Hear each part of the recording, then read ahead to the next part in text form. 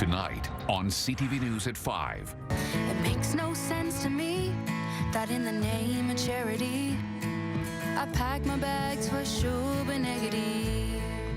4 years after capturing Sir Paul McCartney's attention, young Mi'kmaq activist Emma Stevens releases The Ballad of Shubenacadie. A lot of these initiatives are just simply leaving things alone. Pardon the leaves, we're helping the bees. Riverview encourages residents to give pollinators a warm welcome this winter. If you're really scared, let the person ahead of you go and get scared. And putting the camp in campgrounds, something sinister awaits brave hearts at Rockwood Park.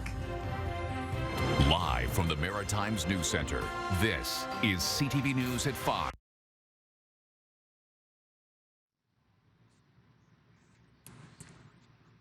Good evening and welcome to CTV News at 5. I'm Katie Kelly. And I'm Maria Penopalis. Thank you so much for joining us. We're going to start by checking in with Todd Battis for the evening's headlines. Hi there, Todd. Hey there, Maria and Katie. There has been a shift taking place quietly at Irving Oil. Longtime CEO and his likely successor have stepped away from their roles. Coming up at 6, we'll look at what is happening now in the top leadership positions at Irving Oil and what it could mean for the company's future.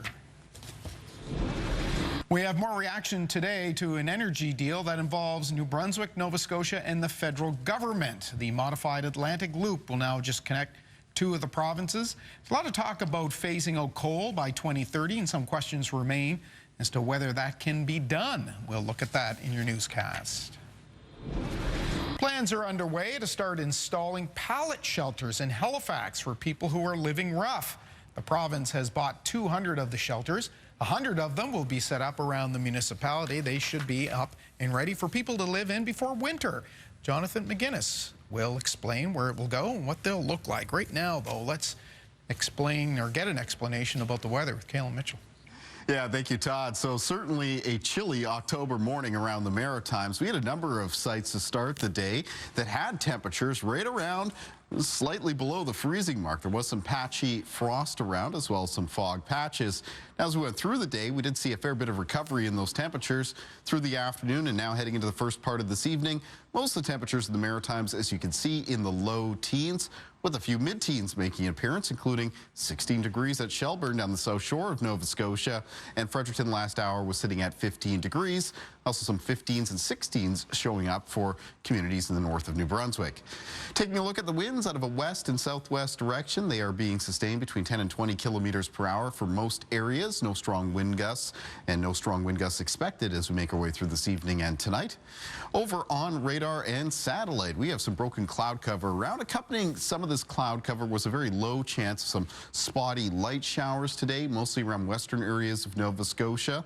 That same part of the Maritimes, which again is the west of Nova Scotia, will also have a low chance of some light spotty showers in the forecast for tomorrow.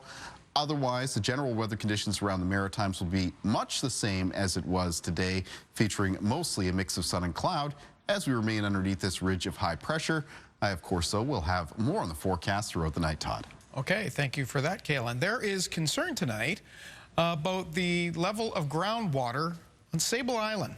Of course, it's essential for the survival of the island's horses, well, everything that lives on the island. But Dalhousie University science say they're concerned the supply might be threatened by ongoing storms that are hitting the strip of sand in the North Atlantic. Heidi Petrachik was on Sable Island. She'll have that story for us when you join us at 6 o'clock. Right now, it's time to head back to the 5 o'clock hour with Katie and Maria. Oh, thank you, Todd. And I like the new digs. New set for us tonight.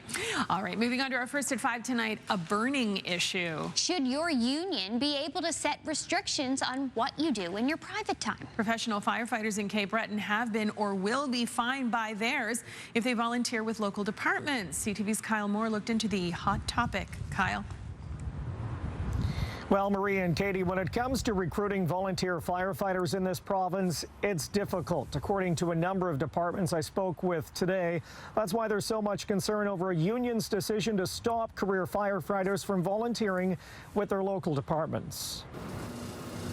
In Glace Bay, the fire department is made up of mainly volunteer firefighters. It's an essential service the community relies on, especially in their time of need. Well, right now we have 5 career/volunteer firefighters that are currently could be affected by this. Chief John Chan says a recent motion by the International Association of Firefighters, Local 2779, disallows career firefighters to volunteer at their local stations. Those firefighters range from 38 years of experience down to 10 years of experience.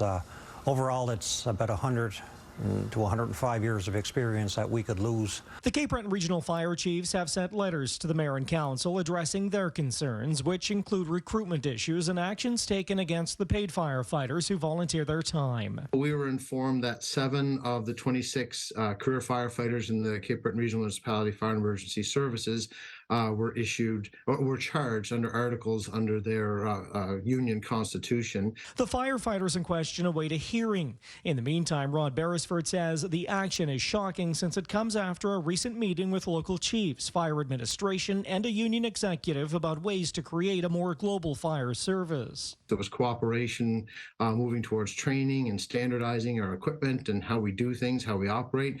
So I think for us, we were surprised when this came about. The International Association of Firefighters had this to say by email. The IAFF policy prohibits members from engaging in secondary employment as volunteer firefighters in areas represented by affiliate local unions because it is unsafe and negatively impacts the livelihood of other members. Now, Rod Beresford said today that he's hoping all sides can come together and find some sort of an agreement that will allow career firefighters to continue to volunteer with their local departments. Marie and Katie. Thank you, Kyle. CTV's Kyle Moore for us in Glace Bay this evening. Still much more to come on CTV News at 5, including a brand new What's for Dinner recipe. And coming up next, grab a seat. There's plenty of room. The primary use of these vehicles actually ended up being in California. Find out how and why these massive buses ended up in Halifax after serving Silicon Valley. Wheeling and dealing, this story up next. The Evergreen Gala is taking place